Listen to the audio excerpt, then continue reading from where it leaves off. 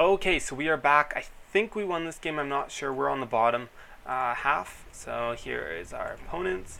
And this is quite the interesting map because you notice one player is almost separated from the rest. If you look, here's my ramp, nice and close to his. But this ally's ramp is like really far away. And also he's sort of out in the middle. So a lot of times this player will get attacked right away. So that's sort of what we did, is we prepared for this player getting attacked. If Orange had gotten attacked, might not have gone as well because then he'd only have myself to sort of help back him up. Anyways, let's speed this up. Let's throw up the production tab so you have something to look at. So pretty standard build. From all teams, I sort of seem to think, other than of course Jack putting up some early defense. Of course our Terran player here, everyone's sort of walling in. You know, so it's pretty much standard, especially if there's one Zerg player on your opponent's team. But even I'm walling in. On this map, I don't know if I really needed to wall in. I did anyways, just because I've been having a lot of problems in a lot of games with, you know, that early rush, early pressure. But, you know, I didn't fully wall in. I left a gap for two Zealots, basically to be able to defend there. So as we can see, our yellow player here getting a lot of Zerglings and a couple spine crawlers. Probably didn't need to get that many Zerglings, probably could have gone more macro heavy, but you know what, better be safe than sorry. This Terran player not getting any static defense, just getting sort of usual. And of course we've got our blue player here who's just 100% wall in, and what's he doing? He's getting shields first, interesting. And of course warp gate technology, so they're not planning on any early rush as that time is already passed. So yeah, we're playing some low level games, just so you know. I had quite a few games where I had a pre-made team and then I got freaking matched against like super epic uber like really good players who were like Diamond League and Masters League, which really sucked, but oh well. Anyways, as you can see, they're starting to gather their army. That's what you always want to do, is when you're attacking, bring all your army together. Of course, I'm also saying let's put our army here, and I'm putting a proxy pylon there. I think that proxy pylon ends up just dying. But see, I'm telling everyone, let's sort of meet in the middle, so that's what we're doing. That's what they did. And if only that siege tank sieged already. That would have been epic. He moves it a little too far back in my opinion, but he does get some good damage, but we don't really realize that it's siege, so we don't back up. But we just had a better army there, so that's how we won that. Hell yeah! So as you can see, we're on the bottom here. Whoa. I'll let you watch that while I sort of talk. Our resources lost, you know, not that high compared to theirs. Of course, now we're being very aggressive. We killed their army. You really want to be aggressive, make sure that it stays on that low tech game, low tier game, or just kill off people fast, you know. So he's not being very smart with his tanks, I gotta say. But either way, we're coming in here and we are raping blue completely. And this is a big miss, extremely a small amount of units, and he realizes this and he stops. These bunkers should have been emptied so they can attack as well. But I do like the fact, like, I do and I don't like the fact that Red sort of just failed and said, I'm going to go for a dropship attack. It's a good thing that he's making a counterattack while we're busy. And Teal did too, which was awesome, but at the same time they completely let Yellow die. So good and bad. It's really good if they could have actually taken out our teammate. They pretty much do, but not completely. Of course, he's pinging away saying help, basically, and there's really nothing we can do. So, you know, hopefully Yellow's not completely out of the game, but we knocked one out too. So pretty much, you know, considering the sad state Yellow is in, it probably, and how big our was, it was probably the best idea to make a counterattack. The only reason why that really doesn't work out is because this huge army then came into Teal's base and started raping him. So as you can see, more drop. My stalkers were prepared for that, so he doesn't just drop my base. If only I had Blink, could have blinked over there. Blunk, as some people like to say. I like saying that too, sounds fun. As you can see, Dark Blue actually had some units left, so, or some probes, he had hidden some. 3v3, that's one thing I almost always forget, is just hide, like, once you get into like 8-10 minutes and you've got a lot of workers, just hide one somewhere. That way you can always remake your base, or hide a couple. I always forget about that. And of course, as we can see, Teal was good to expand, and he's not expanding again. Blue, we found out his, so, but then he goes up here, okay. But Red didn't really expand at all. So, you know, we're getting to that point of the game where you really should have been expanding. But as you can see, basically from that game, just sort of pointing out that, you know, you got to be aware of the map too. Like, we had this guy defend here because a lot of times they will get rushed early.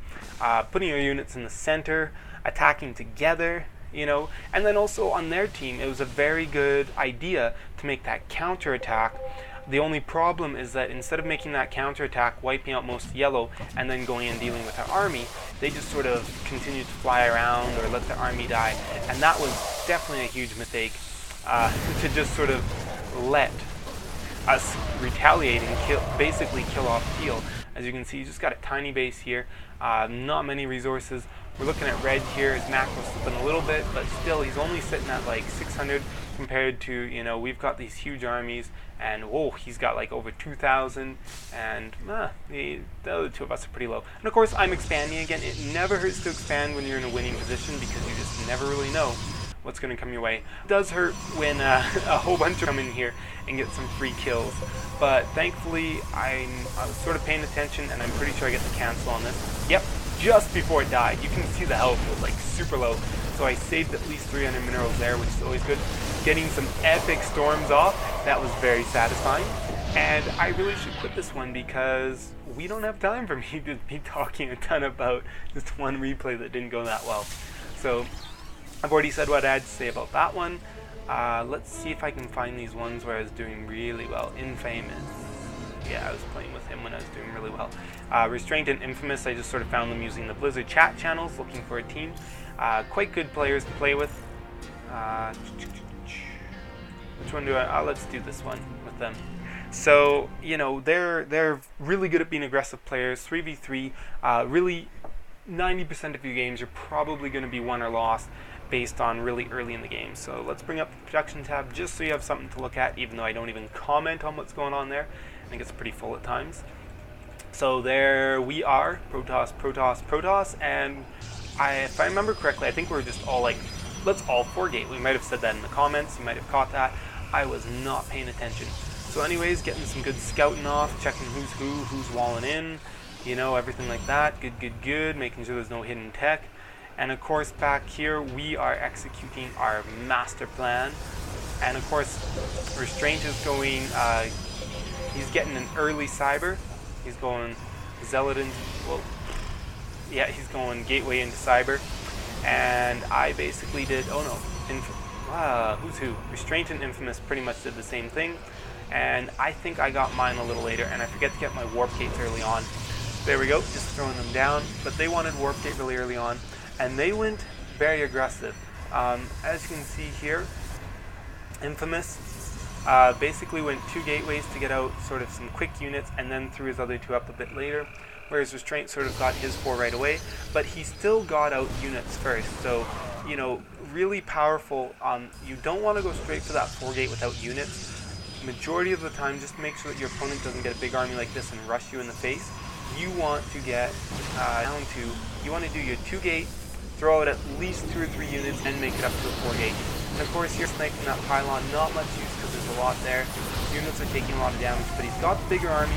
We're keeping reinforcements from coming in, just sort of chilling in the back. As you can see, I'm sort of in the back here defending that part as the other 2 players go in and rape. So you really want to do that. You want to try and cut off these reinforcements so they're not that effective, and work together as a team, because those reinforcements will make a big difference. And of course, yellow just leaving right away. And as you can see, I said, screw it, I'm going to expand. Basically, these 2 guys were doing so good without me that I was just like, yeah, you guys are pretty much winning this anyways, so I'm just going to tech. And that's what I do, is I just decide, okay, I'll grab an expansion, I'll be the one to get the macro going just in case anything fishy happens, and I'll do some tech up to claw size, what I think I did. But as you can see, it just really, what it came down to was, you know, having that aggressive build, or throwing out some units first before going straight for the 4 gates, and then really it was how our army worked together in this battle at Yellow's Ramp, where, you know, we had all 3 armies there. We're sort of cutting off those reinforcements, keeping them from being able to have an effective attack, and then you just start streaming reinforcements down there. So there we go. That was that game where we just owned them in the face. So, you know, I didn't really go into detail on that to really show you what they were doing really well in terms of their specific build order, but hopefully that gave you a good enough idea of Oh man, I remember losing these games horribly. Yeah, this is the one where this guy is ranked Masters League in 1v1. I don't know if that's supposed to be Ninja or Ivinja, but this guy is ranked Masters League in 1v1, and all of them, if I remember correctly, are all ranked Diamond in 3v3, and maybe one of them was Platinum in 3v3, and then Diamond in 1v1. But the three of us, it was like Platinum, Gold, Bronze. So it was completely unfair. So I am going to be focusing obviously on the really good player here. Let's see what he does. As we can see, he's got a pretty decent split right away.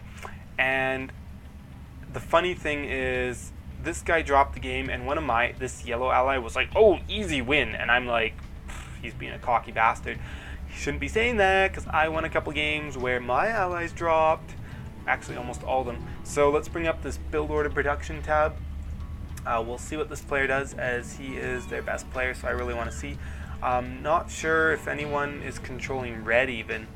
Oh yeah, someone is. So going for that supply depot at 10, very standard timing, so he's not doing anything out of the ordinary yet. And who is controlling red? Blue. Okay, so he's also controlling red, as he is their better player. And of course, barracks going down at that 12 supply / 13, so basically as soon as your supply depot finishes, and then he's getting his gas at 13 as well, just right after that. So that's basically your really standard play for 1v1. But then, as we can see, I'm just going to pause here because there's a lot of things going on at once.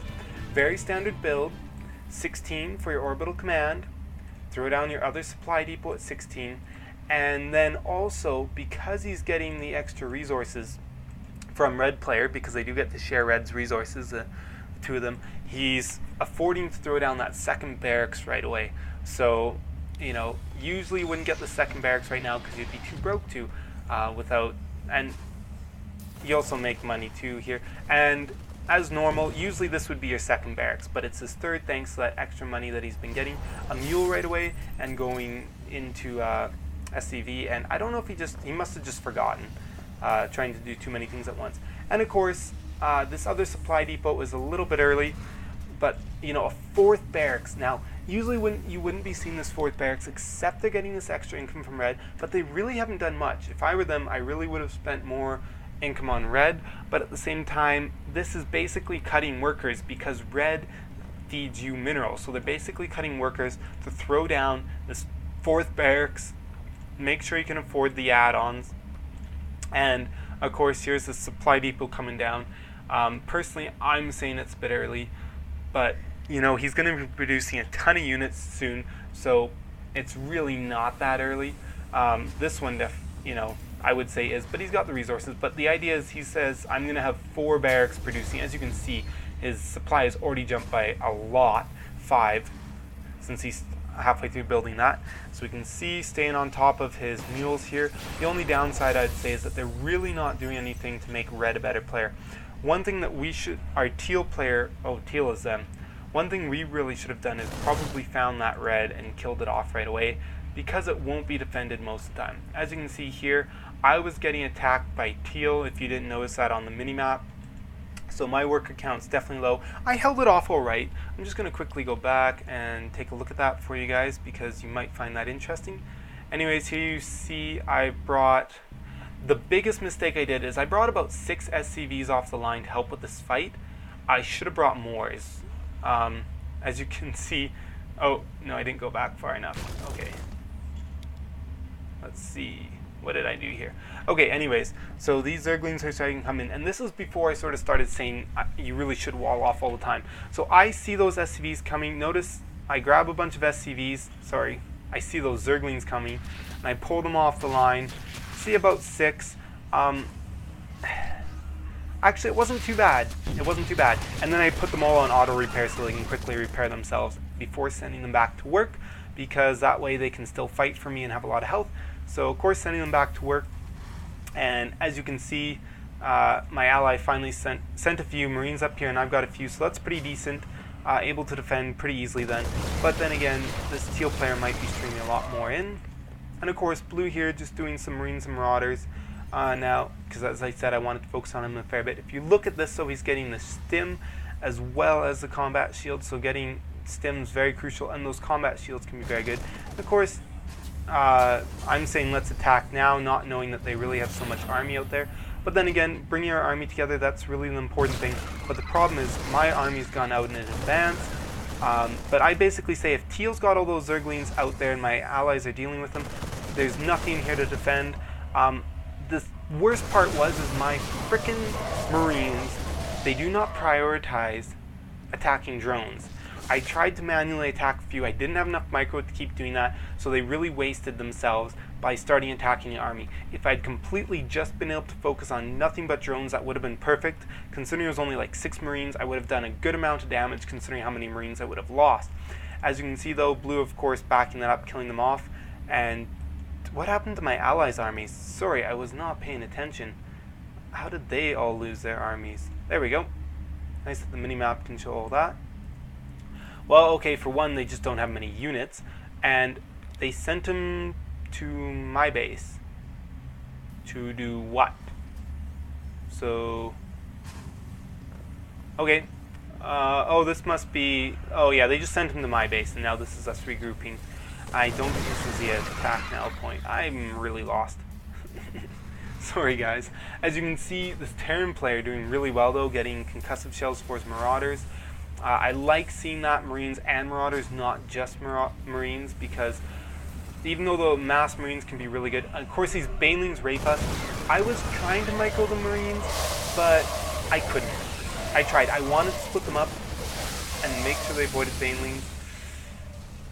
Yeah, no, that's not happening. Anyways, now I'm really getting raped. I should have lifted that off sooner and run it away sooner. And surprisingly, I actually keep it alive. I'm really shocked at that, but we've pretty much lost the game. Zerglings can actually be, just mass Zerglings alone can be extremely effective if your opponent doesn't have some great Banelings. Now, one thing I want you to notice is notice how this is still flying up here, but yet my command center came back here. I saw them leaving, and I said they're probably going to run around here, try and intercept my command center, so I said I'll just bring it back here, land it right here, and keep this flying so they think that my base is moving that way. And of course, bringing a mule out to repair it. Look at how low that gets. Ooh, 100, and then bringing out another mule, and of course getting an SCV to repair it. And then going to put it back at my base now. It's one of the great things about Terran is mules. Some people say they're imba, but you know what? Sometimes like other things are imba, so really they're not. They're just amazing. But as you can see, all these Banelings are pretty much going to rape us because they have Banelings. What does he have? Marines. What does 3 Banelings that explode on a pack of 20 Marines equal? I think it equals about 4 Marines. Well, anyways, we will soon find out. It'll probably be more than 3 Banelings. Yeah. Yeah. So that was a slaughterfest. My allies really making the mistake of playing Marines against Banelings. Don't ask me why, but really, I would say never get more than 1 reactor. Just get 1. Don't get freaking 6. So there you go. You play low tech, but mass Marines is not the way to go, especially once the Banelings start rolling in. But even then, as I said, I really don't like seeing that mass Marine that much. I'm trying to rebuild, but the game has already been lost. As you can see, Blue, very good on getting his upgrades. Yellow, yeah, he's getting some upgrades, but he's got frickin' Marines. Like, move these up and build tech add-ons. You know, you saw the Banelings. Oh, look, more Banelings. So, yeah, Marines. Need I say more? Anyways, I'm just saying, damn, I forgot to cancel my stim before they killed my barracks. Because I was researching stim when they came in and raided my base. As you can see, we have lost this game. And of course, they didn't even really have to use red. That's the pathetic part, is they didn't have to use red. They built like 3 extra SCVs, or maybe 4. But a lot of that comes down to, too, that my ally decided to go mass Marines times 10. Huh. Oh, and with that, he runs into a wall of siege tanks and Banelings. Congratulations, you are fail. Anyways, I've had enough of dissing my ally, and sound sync is probably completely out of order by now, so I apologize. But the video has stopped, so it doesn't matter that the sound is out of synchronization. So just going to quickly recap. We've went through, I believe it's been 4 replays, and I've shown you quite a few different things. I've shown you my most recent one with the 4 minute and 30 push. It can be very effective. I've had that beat me a few times. It's actually like, if you've got that in-game timer, 4 minutes and 30 is when you tell everybody, group up your units, let's go for an attack. And at that point is the best point, because everybody has such a tiny army that they're really not expecting anything, and one player won't be able to hold it off. But you have enough units together that you can actually make a pretty darn big attacking force. And as long as all of the units aren't clumped up at the base you attack, you're golden, because those other reinforcements from the 2 allies will not get there in time to be able to help defend. So that's the key thing, is that, you know, they just can't get there in time. You can kill off like the 2 units that are there, or 3 units at his base, without losing much.